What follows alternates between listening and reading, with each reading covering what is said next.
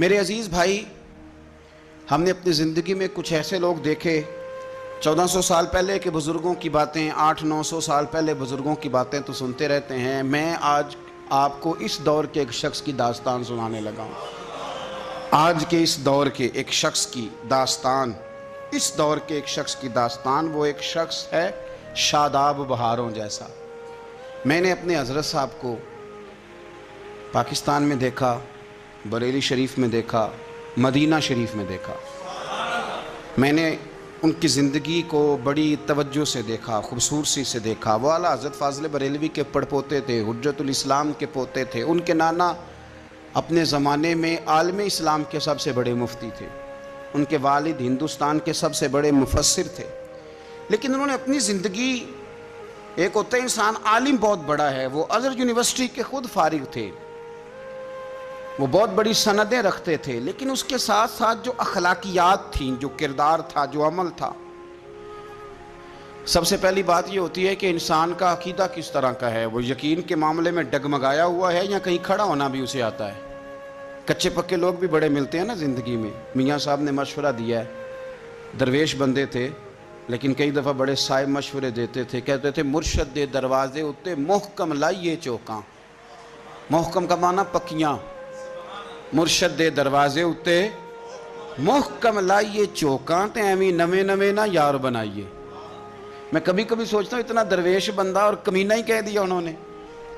نویں نویں نہ یار بنائیے وانگ عقیدہ پختہ، سویرے کسی کے پاس، شام کسی کے پاس، پرسوں کسی کے پاس، یہ کیا بات ہوئی؟ یہ کچے پکے لوگ اس طرح کرتے ہیں۔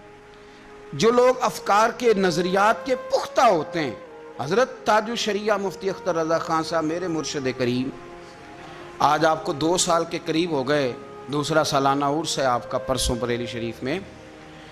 حضور تاج الشریعہ نظریات کے پکے، حضرت تاج الشریعہ کے صاحبزادے بھی بڑے شاندار ہیں، بڑے قابل ہیں، بڑے ذہین ہیں، بڑے معاملہ فہم ہیں، متقی ہیں، لیکن 2006 میں جب بیٹے کو خلافت دی، سجادہ نشین بنایا، تو ایک ہی بیٹا ہے آپ کا۔ اولاد آدمی کو بزدل کر دیتی ہے، حدیث میں موجود ہے، لیکن ان کو کسی جگہ کسی چیز نے کمزور نہیں کیا۔ فرمانے لگے یہ میرا بیٹا ہے، عالم فاضل ہے، میں اسے سجادہ بنانے لگا ہوں، لیکن اس کے ساتھ اس وقت تک رہنا جب تک اس کا عقیدہ بھی ٹھیک ہو، عمل بھی ٹھیک ہو، اور جب تم دیکھو کہ اپنے بزرگوں کے مسلک سے، عقیدے سے ہٹنے لگا ہے، تو پھر اس کی سپورٹ۔ یہ کوئی باپ اعلان کرتا ہے؟ آج کہا جاتا ہے عقائد کے لحاظ سے یہ افکار ان کے پختہ سوچ حضرت کی۔ حضرت صاحب کے مریدوں میں نا ہزاروں علماء شامل ہیں۔ عام آدمی کو متاثر، ویسے تو آج کل عام آدمی کو متاثر کرنا بھی بڑا مشکل ہے، اس لیے کہ یہ تیز لوگوں کا زمانہ ہے، اس میں تو بڑا مشکل ہو گیا ہے آپ کسی کو قائل کر سکیں۔ تو ہزاروں علماء حضرت صاحب سے مرید تھے، ہزاروں۔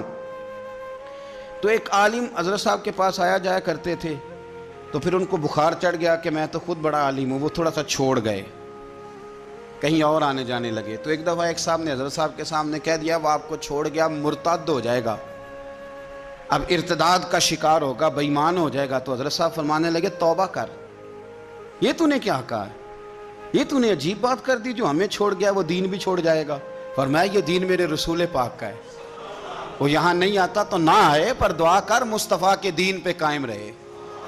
آج بہت سارے پیرانے عظام کہتے نہیں یہاں سے گیا ہے تو اب مرتد ہی ہوگا، بے ایمانی ہو جائے گا، معاذ اللہ۔ ہم کتنے سخت لفظ بولتے ہیں، لیکن میں نے آپ کو کہا میں آج آپ کو اس شخص کی بات بتا رہا ہوں جو اس دور میں بھی پورے دھلے ہوئے تھے، صاف ستھرے تھے۔ فرمایا کیا ہوا یہاں سے چلا گیا ہے؟ تو نہیں آتا تو نہ آئے، پر دعا کر اللہ اسے ایمان پر استقامت عطا کرے۔ یہ ذوق، یہ مزاج، یہ لوگوں کے نظریات کا خیال کرنا، یہ حضور تاج الشریعہ رحمۃ اللہ علیہ کا کمال تھا، اس لیے کہ نظریاتی لوگ تھے۔ وہ اپنی ذات کا بت بنا کے معاذ اللہ اس کے گرد لوگوں کے چکر لگوانے والے نہیں تھے، وہ افکار کی تعلیم دیتے تھے۔ آپ کے پوتے ہیں، ابھی کو بہت بڑی عمر بھی نہیں ہے، تو ایک آدمی کہتا ہے میں دم کرانے آیا۔ دم کرانے کیا لائے؟ شہد اور کلونجی۔ تو صاحبزادہ صاحب کہنے لگے یہ ویسے جا کے کھلاؤ، دم کی ضرورت نہیں۔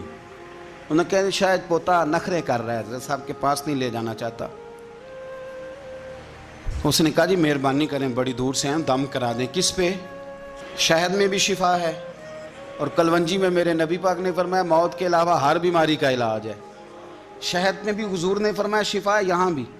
تو دیکھیں حضرت صاحب کی اولاد کی تربیت کا یہ رنگ ہے کہ آپ کے پوتے فرمانے لگے میاں اسے لے جاؤ، ہمارے دادا اس پہ دم نہیں کریں گے، اس لیے کہ دم تو اس چیز پہ کیا جاتا ہے جس میں شفا نہ ہو، اور یہ تو وہ چیزیں ہیں جس کی شفا مدینے والے رسول نے بیان فرمائی ہے۔ تو گویا اس پر دم تو حضور نے کر دیا ہوا ہے کہ شہد میں شفا ہے، اس پہ تو دم نبی پاک صلی اللہ علیہ وسلم نے کر دیا کلونجی میں شفا ہے۔ تو ہم لوگوں کو دین بتلائیں گے لیکن ان کے عقائد کی حفاظت کریں گے۔ اس طرح نہیں ہے کہ لاؤ جی میرے کہنے سے اس میں شفا ہوگی، یہ تو مدینے والے رسول نے پہلے فرما دیا کہ شفا ہے۔ آج طریقت پیری مریدی خراب اس لیے ہوئی کہ لوگوں نے دین کی حدود کا خیال رکھے بغیر پیری مریدی شروع کر دی۔ انہوں نے یہ خیال نہیں رکھا کہ کہاں تک ہماری حد ہے اور اس حد سے کہاں ہم نے آگے نہیں جانا، بس وہ ٹھیک ہے جو کیا میں نے کیا ہے جو کیا۔ اس لیے میں کہتا ہوں بہت ساری خانقاہیں اور آستانے ایسے ہیں کہ وہاں مرشد کے نام کا نعرہ زور سے لگتا ہے، رب رسول کا اتنے زور سے معاذ اللہ نہیں لگتا۔ یہ انداز اور یہ طریقہ درست نہیں ہے۔ تو ہمارے حضرت صاحب رحمۃ اللہ تعالیٰ علیہ لوگوں کو نظریاتی طور پر فکری طور پر تربیت کرتے، انہیں اللہ رسول کے قریب، پھر تقویٰ بڑا تھا، پرہیزگاری بڑی تھی، شریعت کے اوپر عمل بڑا تھا۔ آپ تصویر نہیں بنواتے تھے، فرماتے تھے کہ محتاط فتویٰ یہی ہے کہ اس سے بچا جائے، بچتے تھے اور ساری زندگی بچے، نہیں بنوائی۔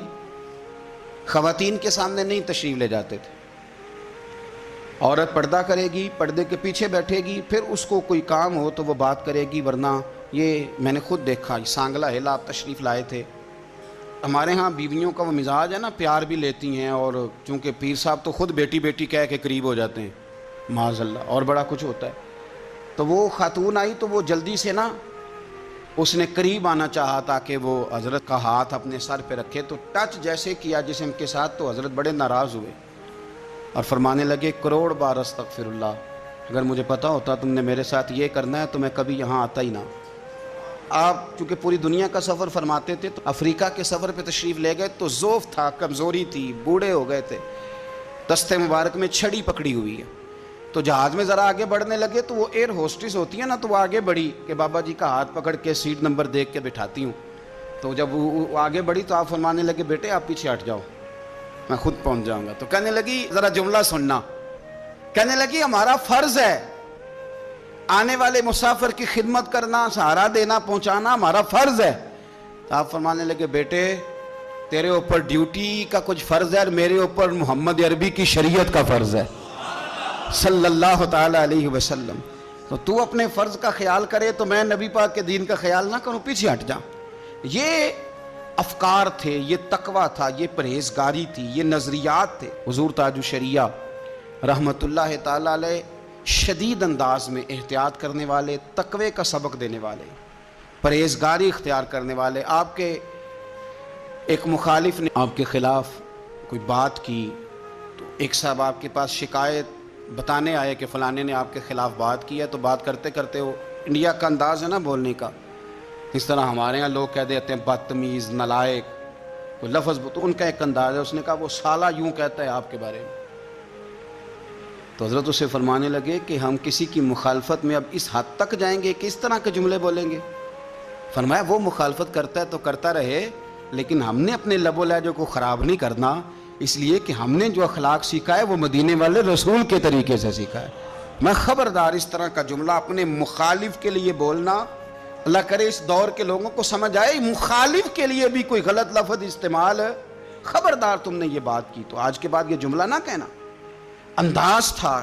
اور پھر اتنے بڑے عالم تھے، اتنے بڑے عالم کہ علماء جس مسئلے میں سمجھتے تھے کہ اب چارہ نہیں چلتا تو حضور تاج الشریعہ سے پوچھا کرتے تھے۔ حضور تاج الشریعہ رحمۃ اللہ علیہ مفتیان کرام کے مرشد تھے، مفسرین اور محدثین آپ کے سامنے بیٹھتے تھے۔ ایک دن آپ نے طالب علموں کو بخاری شریف کے سبق پڑھائے، اور ہم اس پیر کے مرید ہیں جو طریقت کے سبق بھی پڑھاتے تھے پر رسول اللہ کا دین بھی سارا پڑھایا کرتے تھے۔ تو حضرت ایک دن سبق پڑھایا تو ایک طالب علم بڑا لائق تھا، وہ 2-3 دن آیا نہیں۔ دیکھنا یہ تربیت ہے، یہ ذرا بات کی گہرائی پہ غور کرنا۔ طالب علم 2-4 دن آیا نہیں تو آپ ایک مفتی صاحب کو کہنے لگے اس سے جا کے پوچھو وہ آ کیوں نہیں رہا، کہیں ایسا تو نہیں کہ اسے میرے پڑھانے کی سمجھ نہیں آتی؟ اسے کو اگر سمجھ نہیں آئی تو آئے، میں کل زیادہ آسان کر کے پڑھاؤں گا۔ اس کو جا کے بتایا تو وہ طالب علم رو پڑا، کہنے لگا نہیں میری تو کوئی اور مجبوری تھی، لیکن حضرت کی عاجزی دیکھیں۔